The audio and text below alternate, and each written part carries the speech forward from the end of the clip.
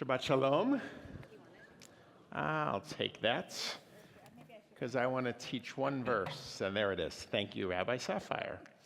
Rather than the sermon, I want to give teaching on one verse, but before I do, I, after the sermon, am the Zoom rabbi, which means I scoot right out of here, and I do the end of the service on Zoom, which means I can't acknowledge Rabbi Weiss as I normally would, whose yahrzeit is this evening in the sanctuary. I'll be acknowledging it on Zoom instead. But each year on his yahrzeit, of course, I like to acknowledge my predecessor who helped define this place and gave me a great gift, which was to follow him as a rabbi of Temple Beth Elohim, now in my 25th year. And so I am incredibly grateful to him each and every day, but on the yahrzeit especially so, as we acknowledge his memory and the many gifts he gave to this community. And so tonight I do want to share a brief word about one verse and Temple Beth Elohim.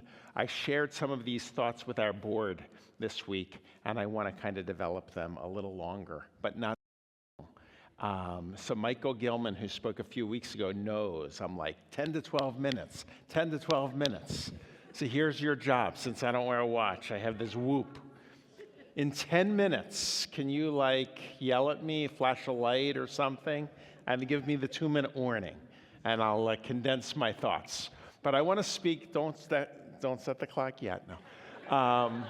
On the verse, Vayachol Moshe et malacha. When Moses had finished the work, we're in the end of Exodus, the very end. In Exodus, as you know, not only do we get the Exodus from Egypt, which we'll talk about in 2 weeks, but we get the theophany at Sinai, how God speaks to Moses at Mount Sinai and reveals this incredible gift of Torah. While Sinai is a huge moment, perhaps the biggest moment in Jewish history, what we learn this week is equally important, because Sinai only happens once, when God's presence is felt in that way. After Sinai, God's presence is felt in a different way.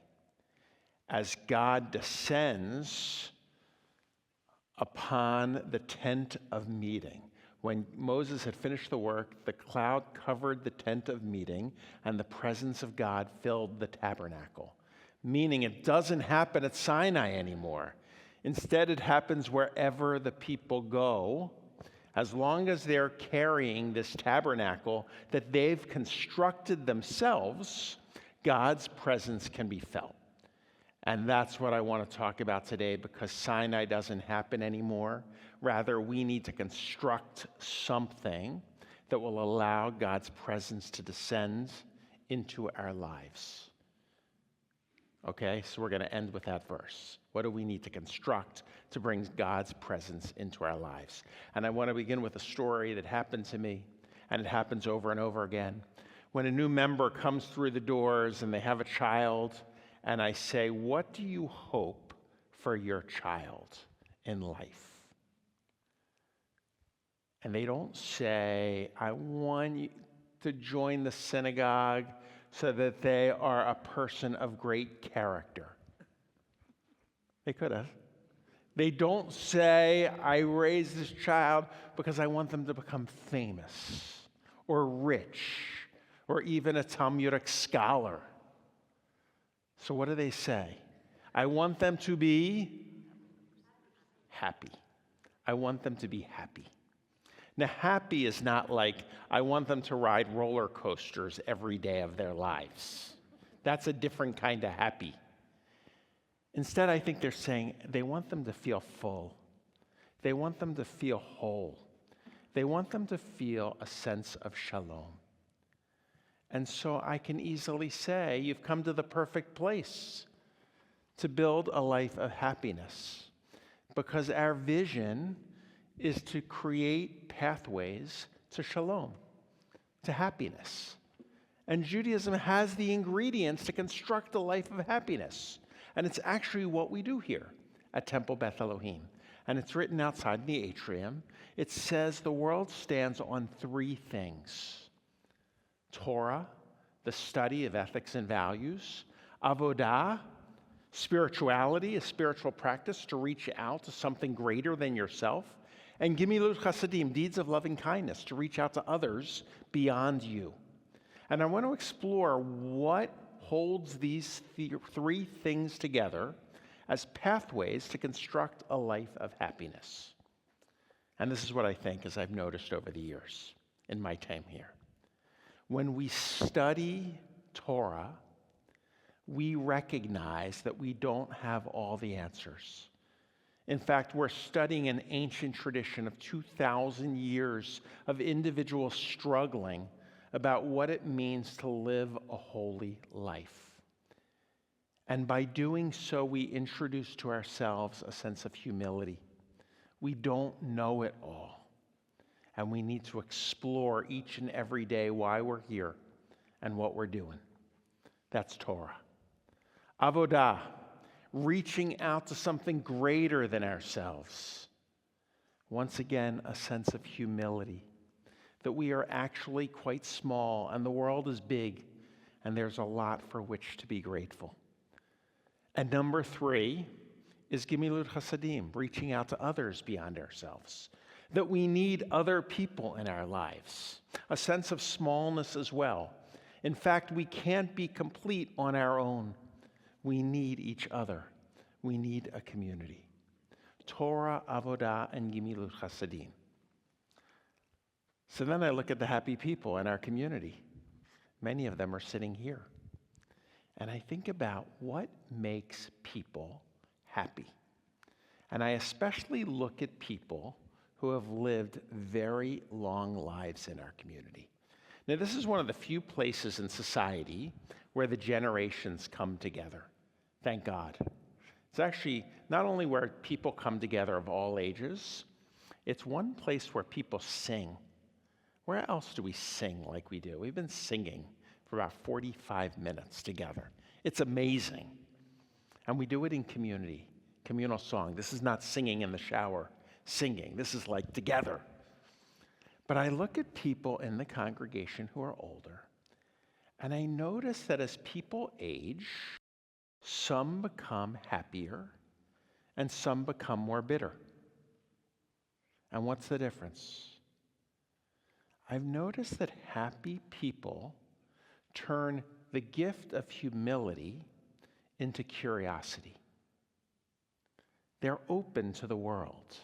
They're open to new experiences, new thinking, new people in their lives. That's what brings happiness. That's what Torah, avodah, and gimilut chasadim do. By introducing humility into our lives, it introduces curiosity. We don't know everything. We're small. There's more to learn. And by introducing a sense of curiosity, we're open to more people in our lives because they have something to teach us. And not only do they have something to teach us, but we want to know what they have to teach. And we begin to share our lives with others.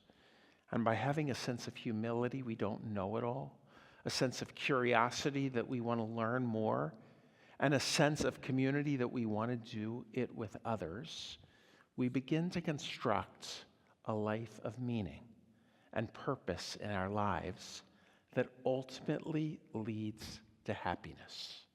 Now, this is what I didn't share with the board. How much time do I have? 3 minutes. 3 minutes. Great. I'm going to take it. How do you construct a tent of meeting? When Moses had finished the work, you got to do the work. The cloud covered the tent of meeting, and the presence of God filled the tabernacle. This is happiness. When God fills you up as you're walking along life's journey through curiosity, humility, community.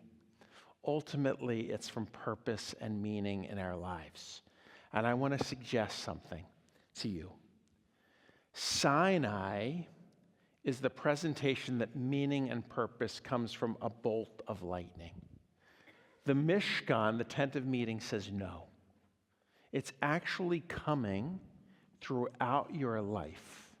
And it's not a big P purpose. That's Sinai purpose. It's actually little p purposes. It's lots of little purposes in our life. And you need multiple purposes in your life to bring God's presence. And not only do you need multiple purposes, they need to be different.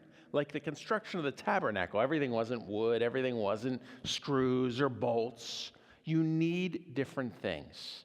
I'm going to call it the diversification of your purpose portfolio. For you finance people out there, I know we have them. So, here are the areas that I want you to explore. The first thing you should do in the next 30 seconds is think about a perfect day.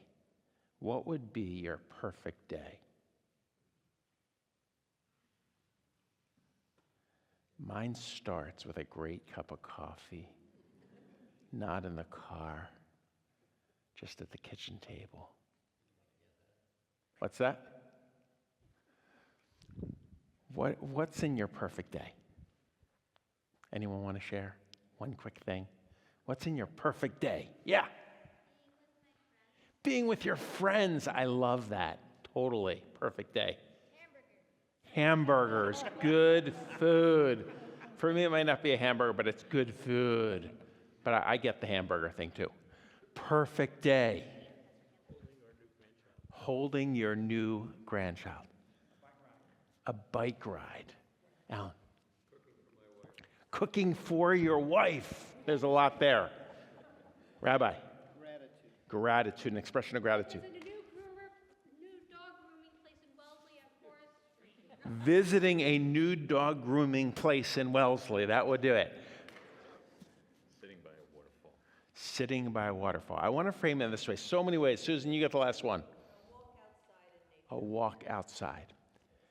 When you think about diversifying your purpose portfolio, think in 4 categories: self, family, community, your work in the world.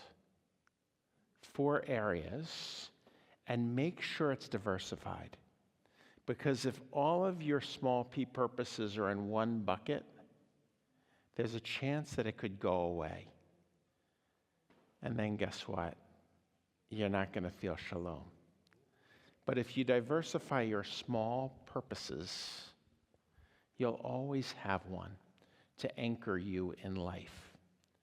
When the Israelites constructed the tabernacle, they knew that the days were over when everyone was given a big P purpose, go do it. Rather, they had to construct something that they would carry through their lives to make sure that the presence of God descended.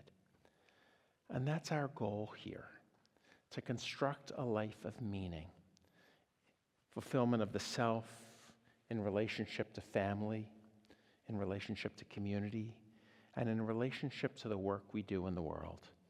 And if we can do it with a sense of humility and a deep sense of curiosity, and we can share it with others, my sense is we're going to make the journey through, and we're going to do it with God's presence alongside. And that's when we'll say we're living a life filled with the divine presence. And we'll say how incredible is this life.